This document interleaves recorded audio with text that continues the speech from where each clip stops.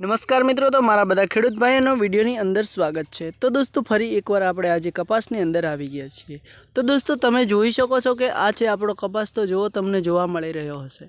તો દોસ્તો આપણે 4 વીઘાના ખેતરની અંદર આપણે કપાસની ખેતી કરી છે અને આજે આપણે કપાસ વિશે વાત કરવાની છે। તો દોસ્તો ફાઇનલી આપણે કપાસની અંદર આવી ગયા છીએ। તો તમે જોઈ શકો છો જે કપાસની અંદર તમને બાજ જોવા મળી રહ્યો છે, કપાસના છોડ બહુ સારા જોવા મળી રહ્યા છે। અને દોસ્તો બીજું કે કપાસની અંદર અત્યારે એકદમ એનું જે ભમરિયું છે, જે ફૂલ છે, જે કેરીયું છે, જે બાજ છે એકદમ સારો જોવા મળ્યો છે। અને દોસ્તો કપાસની અંદર આપણે કોઈ પણ જાતનો મેલો, મચ્છી કે પછી સુસીઓ કે એવું કોઈ બીમારી જોવા નથી મળી। અને દોસ્તો આપણા કપાસની અંદર કોકડુંવાળા પત્તો પણ જોવા તમને નથી મળતા, જોઈ શકો છો। તો દોસ્તો આજે આપણે હવે વાત કરવાની છે ફાઇનલ કે દોસ્તો આપણે આપણા જે કપાસની અંદર કઈ દવા યુઝ કરીએ છીએ અને કયું ખાતર યુઝ કરીએ છીએ અને કયા ટાઈમે ખેતી કરવાથી આપણને સારી આવક મળે છે। તો દોસ્તો આ જે કપાસ તમને જોવા મળી રહ્યો છે એની અંદર જે જુઓ કે હરેક થડની અંદર પણ આવડી મોટી મોટી કેરીઓ તમને જોવા મળતી હશે દોસ્તો। અને આપણે કેરીઓ બહુ મોટી થઈ ગઈ છે અને એક ડોકાની અંદર 200 થી 250 કેરીઓ પણ થઈ શકે છે દોસ્તો। એનું કારણ એ છે કે એની અંદર અત્યારે હાલમાં હજુ કપાસની અંદર બાજ પણ બહુ સારો આવી રહ્યો છે અને દોસ્તો બીજું કે એના ફૂલડા પણ બહુ સારા છે। તો દોસ્તો ચાલો આપણે એ પણ તમને હું બતાવીશ। તો દોસ્તો જુઓ કે અત્યારે જે આપણે આ કેરીઓ જોવા મળતી હશે તમને કે આપણે ચારે બાજુ જોઈ લેશું, બરાબર। તો દોસ્તો તમે જુઓ કે ફાઇનલ આપણે કે કપાસની છોડના થડની અંદર આવ્યા છીએ। તો જુઓ કે એના થડની અંદર તમને કેરીઓ નાના મોટી જોવા મળતી હશે।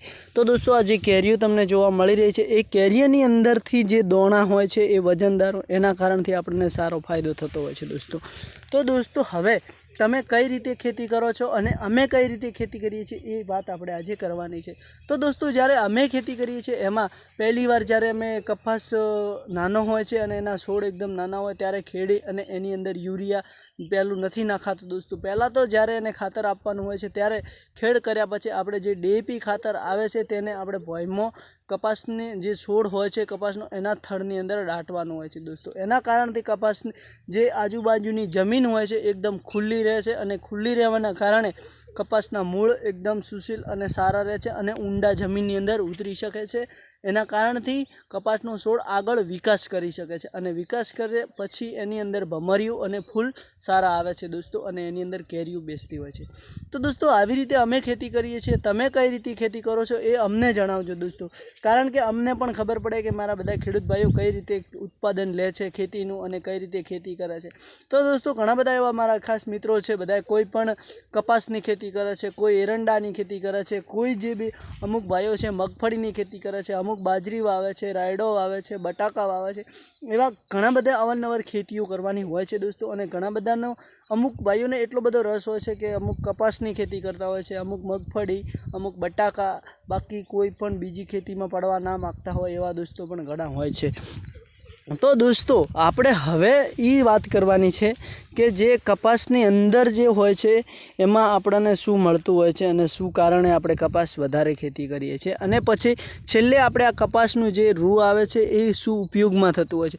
તો મિત્રો એનું રૂ છે એ પાછું ને પાછું આપણને પાછા રિટર્ન આપણા જ પાસે આવે છે। એનો જે ઉપયોગ થાય છે રૂનો એ પણ આપણે એને યુઝ કરતા હોઈએ છીએ। કારણ કે દોસ્તો જુઓ કે જે કપાસ હોય છે એના કપાસિયા જે હોય છે એની અંદરથી કપાસિયા તેલ કાઢવામાં આવે છે અને એ કપાસિયા તેલ રિટર્ન આપણા જ ઘરે આવે છે દોસ્તો અને આપણે જ એને ખાઈએ છીએ અને આપણે એને ઉપયોગ કરતા હોઈએ છીએ દોસ્તો।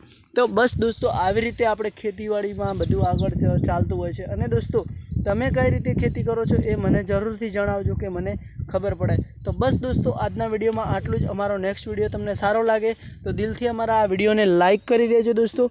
તો આ અમારો છે કપાસ, તમને કપાસ સારો લાગ્યો હોય તો અમારા કપાસ માટે એક વિડીયોને લાઇક કરવાનું ના ભૂલતા। તો જય માતાજી દોસ્તો, આજના વિડીયોમાં આટલું જ। નેક્સ્ટ વિડીયોમાં ફરીથી મળશું। તો અમારી આ ખેતી તમને સારી લાગી હોય દોસ્તો તો અમારી ખેતી માટે એક લાઇક તો કરજો। જય માતાજી દોસ્તો, મારા ખેડૂત ભાઈઓ સુધી આ વિડીયોને શેર કરવાનું ના ભૂલતા દોસ્તો।